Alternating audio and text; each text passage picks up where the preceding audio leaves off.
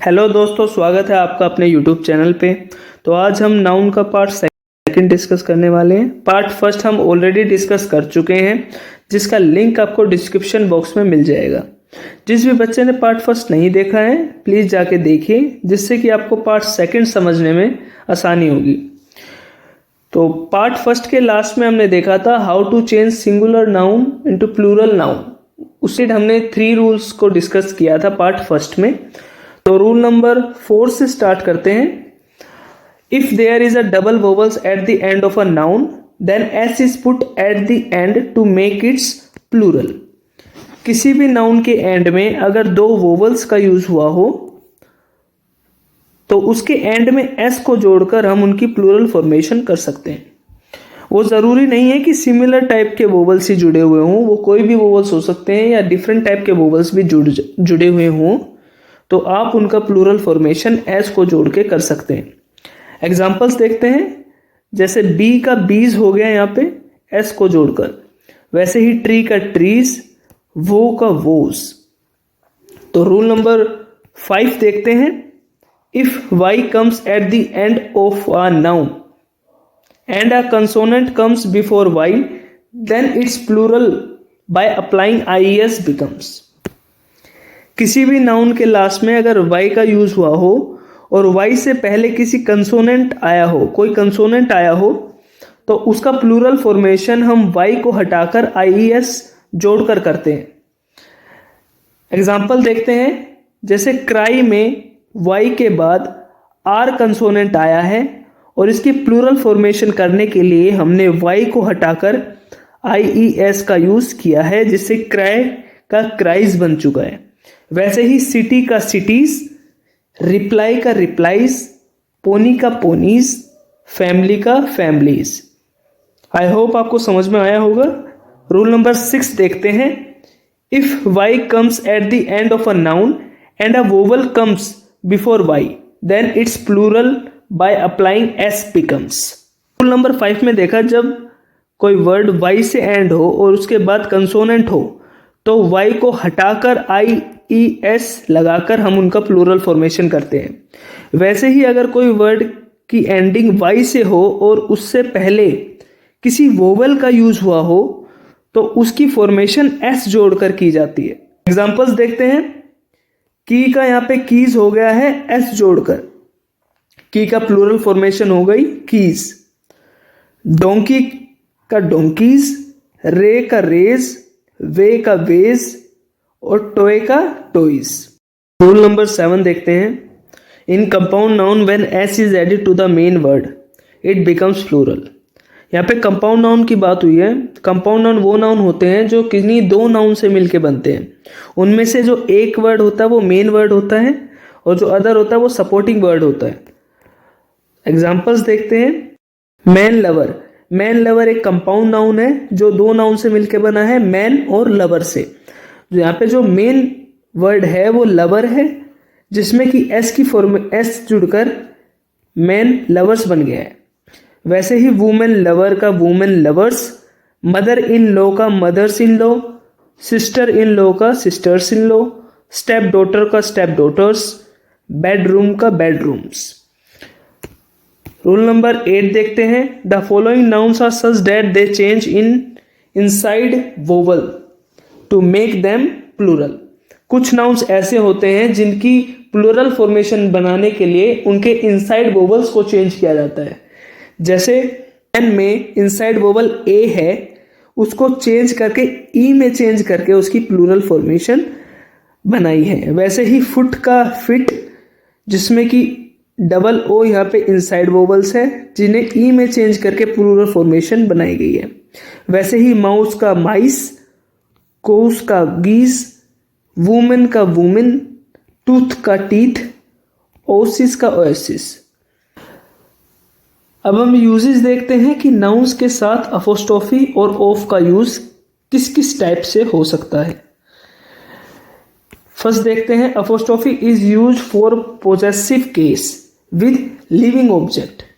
Apostrophe का use possessive case दिखाने के लिए यूज होता है और ये हमेशा लिविंग ऑब्जेक्ट के साथ ही पोजेशन दिखाता है। जैसे पोजेशन मीन्स अधिकार दिखाना किसी भी चीज पे, किसी बंदे का अगर अधिकार है, अगर उसको हमें दिखाना है तो वो अपोस्ट्रोफी का यूज करते हैं। एग्जांपल्स देखते हैं। मोहन्स बुक, यहाँ पे जो पोजेशन है वो बुक का दिखाया जा रहा है मोहन से रिलेट करके, जैसे जो बुक है वो मोहन की है। वैसे ही सेकंड देखते हैं, अ वुमेन्स पर्स, जो ये पर्स है वो वुमेन का है, ये पोजेशन दिखाया जा रहा है। सेकंड देखते हैं, the last letter of a plural word is S, then when using apostrophe do not put S, only use apostrophe sign. कहने का ये है कि अगर प्लूरल वर्ड यूज हुआ है और उसके बाद हमें कुछ अपोस्ट्रोफी दिखा के पोजेशन दिखाना है, तो हम प्लूरल वर्ड के साथ अपोस्ट्रोफी का साइन का यूज करते हैं, एस का नहीं। एग्जांपल्स देखते हैं। बॉयज कॉलेज, यहाँ पे कॉलेज जो है वो बॉयज का है, यहाँ पे प्लूरल वर्ड आया है इसीलिए अपोस्ट्रोफी साइन ही बहुत है, एस लगाने की जरूरत यहाँ पे नहीं है। एग्जांपल सेकंड देखते हैं। गर्ल्स स्कूल, यहाँ पे गर्ल्स प्लूरल है, एस ऑलरेडी है यहाँ पे, तो अपोस्ट्रोफी के बाद एस का यूज नहीं होगा। सी देखते हैं। When noun ends with hissing sound do not use S. कोई भी नाउन अगर हिजिंग साउंड से एंड हो रहा है तो हम अपोस्ट्रोफी साइन का ही यूज करेंगे, एस का यूज उसके साथ नहीं करेंगे। एग्जाम्पल देखते हैं। For peace sake, for Jesus sake, Ganesh book. अब तीनों ही एग्जाम्पल में आपने देखा कि यहाँ पे जो पीस है वहां पे हिजिंग साउंड आ रही है, वैसे ही जीसस में हिजिंग साउंड और गणेश में हिजिंग साउंड लास्ट में प्रोनाउंशिएट करते समय आपको पता चलेगा कि हिजिंग साउंड किन किन वर्ड्स में आ रही है। डी देखते हैं। Do not put apostrophe with possessive pronoun. Possessive pronoun के साथ कभी भी अपोस्ट्रोफी एस का यूज नहीं होता और ना ही अपोस्ट्रोफी साइन का यूज होता है।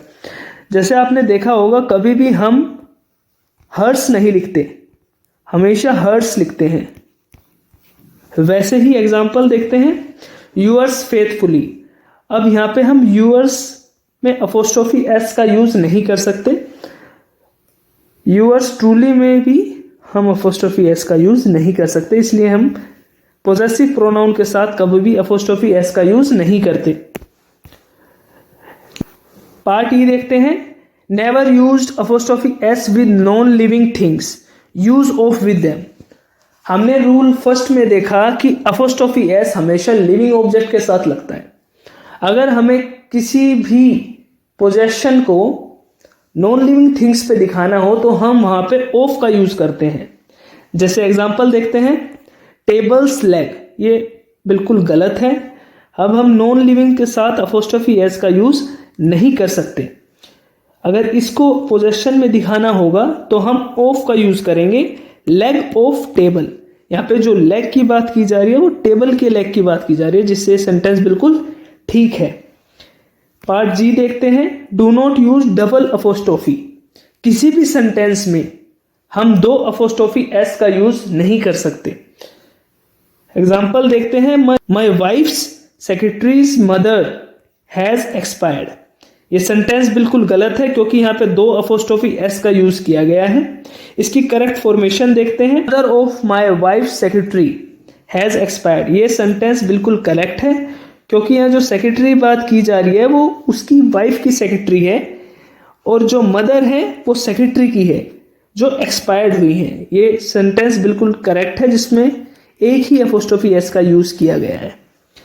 पार्ट एस देखते हैं। Use H with anybody, nobody, everybody, somebody, anyone, someone, no one, everyone.